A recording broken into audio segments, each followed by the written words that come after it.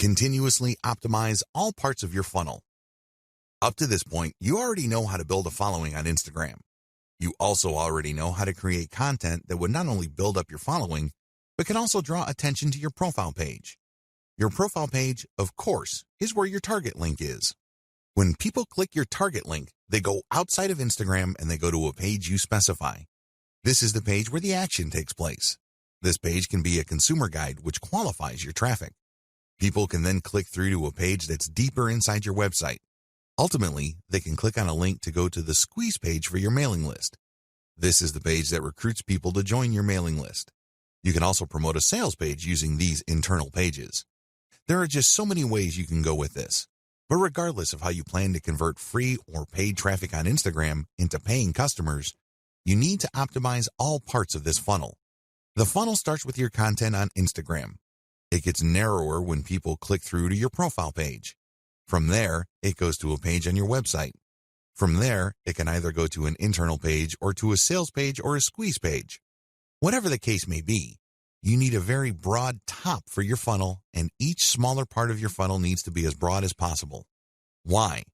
The more people you have coming in, the higher the total number of people you can convert if you set up your funnel right. And here comes the bad news.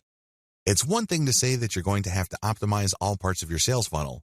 It's another to actually succeed doing them. You see, the biggest challenge here is random optimization. When people get the idea that they need to optimize their sales funnel, they basically would come up with a completely new funnel. They would come up with completely new ads. They would mix and match. And sometimes they succeed, but most of the time, they don't really come up with much of an improvement. Why? They're doing it in a random way. Make no mistake, random optimization is usually a waste of time. It really is. Even on the off chance that you were able to make certain random changes and all of a sudden your funnel converts at a higher rate, you're still in the dark. Why? You don't know which part of your funnel accounts for the improvement. And even if you are able to see which parts account for the difference, you don't know which segment of that part improved your results. Do you see how this works? Do you see why this is so confusing and so frustrating? Use elemental optimization. Thankfully, there is a better way to do optimization. You can use elemental optimization. Instead of just taking random guesses as to what would turbocharge the results of your sales funnel, you break up each part of the sales funnel process into elements and you make changes on an element-to-element basis. This way, you will only move on to the next element once you have improved the results of the previous element to a certain degree. Once you're happy with those improvements, then you move on to the next element, and then the next element after that. Please understand that the sales funnel is made up of many different parts. Each of these have different elements, but they can all be broken down into some common elements. The sales funnel, of course, involves the photos that you use on Instagram, your profile page, your consumer article or landing page article, and then your internal pages. Each of these have to be optimized, and each of these have separate elements within them. For this video, I'm just going to focus on the elements that can be found on Instagram. You can use the same element-by-element analysis to optimize your squeeze page, your consumer guide page, and other elements on your own website. But as far as this training is concerned, we're just going to focus on the elements found on Instagram. Key elements to keep in mind. When optimizing, here are the elements that you should focus on. Profile URL. This is the profile page that you have on Instagram.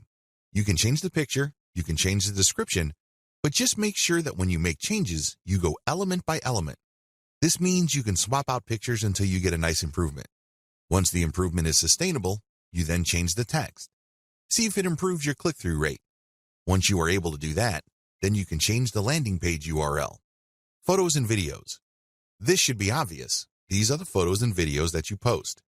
Pay attention to engagement levels. Pay attention to click-through. If you notice that certain photos tend to get a lot more clicks, then post more of those photos. Keep posting similar photos until you can reach a sustainable high level of click-throughs. Hashtags. Keep switching around hashtags to see if there is any marked improvement in your click-through and your conversions. After you've reversed engineered your competitors, you should have a starting point. But don't end there.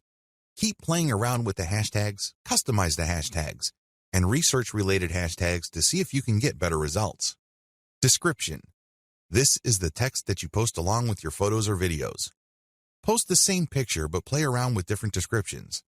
See if these different calls to action lead to greater click-throughs and eventually greater conversions. Posting time. If you're using software to post on Instagram, take note of when your content is posted. Pay attention to when most of your engagement takes place. Try to line up your posting time with engagement levels to optimize the effectiveness of your content. What to look for. When optimizing, you should look for the following. These indicate success. Look for increased click-through rate, increased dwell time, deeper clicks inside your website, and better conversion rates. Of course, we all know that at the end of the day, conversion is what matters the most. In fact, it's the only thing that matters. How come? Conversions puts dollars in your pockets and nothing else. However, to get there, you have to increase click-through rates. You also have to see if the page that you are presenting to people you draw from Instagram holds their attention for a longer time. You can keep optimizing that page to maximize dwell time. Also, pay attention to your initial content on your own website to see if you can optimize it so you can get deeper clicks. The more internal pages, the more the person views, the more interested that person is in whatever it is you have to offer. Ultimately, if you take care of these in an element-by-element basis, you can increase conversion rates.